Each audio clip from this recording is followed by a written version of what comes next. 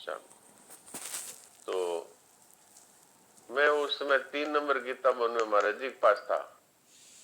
तो वहां से आवाज आई वो स्पीकर पर, क्योंकि स्पीकर तो सब जगह लगे हुए हैं ही, जो 1 नंबर में बोलते हैं तो भी सुनता ही है 3 नंबर में।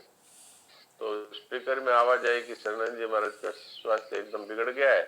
तो मेरा नाम लेके उन्होंने कहा अगर वो सुन रहे हो तो आ जाओ।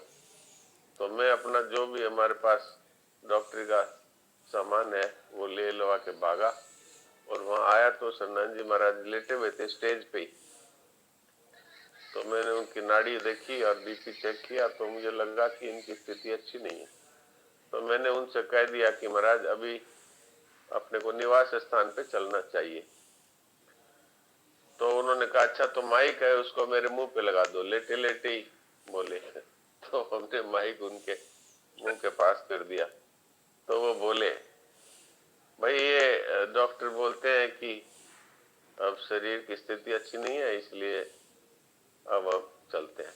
फिर उन्होंने एक शेर बोला, खुश रहो अहले वतन हम तो सफर करते, ऐसा कह के उनको तो एक पालकी में ले जाते थे। तो पालकी वाले आ गए और पालकी में बिठा के उनको लिटा के उनको ले गए। वो उधर रामझूला से उधर वो कोठी थी उसी में ठहरते थे, रामझूला से उस तरफ वो ऊंचाई पे। तो वहां मैं गया, महाराज जी ने कहा तुम साथ जाओ, और कहा कि अगर जरूरी हो तो रात को वहीं रुकना। तो मैं वहीं रुका। तो स्वामी जी महाराज ने, शरणानंद जी महाराज ने मेरे से कहा कि आपको क्या लगता है संभावना इस शरीर की, क्या रात में जा सकता है? मैं कहा हाँ जा भी सकता है।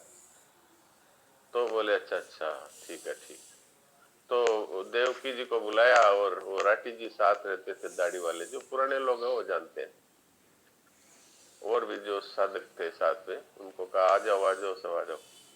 तो शरणानंद जी महाराज लेटे लेटे ही बोले देखो भाई ये बोल रहे हैं कि शरीर रात में जा सकता है, अगर रात में जाए तो इसको एक कपड़े में बांध करके और सामने गंगा जी में एक पत्थर बांध करके और डाल देना।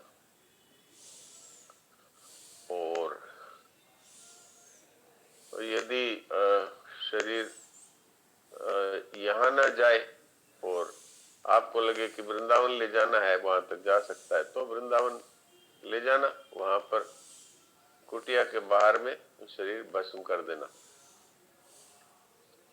और यहाँ रहे तो यहाँ रात में शरीर चला जाए तो सामने गंगा जी से 1-2 पीपे जल ला के इस पे डाल देना, और फिर कपड़े में बांध के गंगा जी में डाल देना। तो आप सोचिए वो ऐसे बोल रहे थे कि जैसे कोई दूसरे की बात कर रहे, तो सचमुच वो दूसरे की ही बात कर रहे थे। इसको कहते हैं अनुभव। तो ये सभी को हो सकता है, बस ये है कि हमने इसको गंभीरता से सोचा भी नहीं, और इसको अनुभव करने की तीव्र लगन हमारे अंदर नहीं, इसलिए अभी भी कच्चापन लेके बैठे हुए हैं। जय श्री कृष्ण डॉक्टर साहब, भैया जी, जय श्री कृष्ण। जय श्री कृष्ण। जैसे आपने अभी बताया कि कैंसर की हो जाए तो दुखी नहीं होना चाहिए, तो वो अपने को हो जाए कि अपने प्रियजन को हो जाए, तो जैसे अपनी पता चल जाती है इंसान को कि मुझे कैंसर है। दोनों एक ही, आपको कैंसर थोड़ी हो सकता है, वो तो दूसरे को ही होगा। और एक बात ये पूछनी थी, सुनिए पूरा सुन लीजिए। शरीर है ये दूसरा है कि आप है? अलग है हमारा शरीर, हम अलग है। तो फिर तो दूसरे को ही होगा, जब भी होगा आपको तो कोई होगा ही।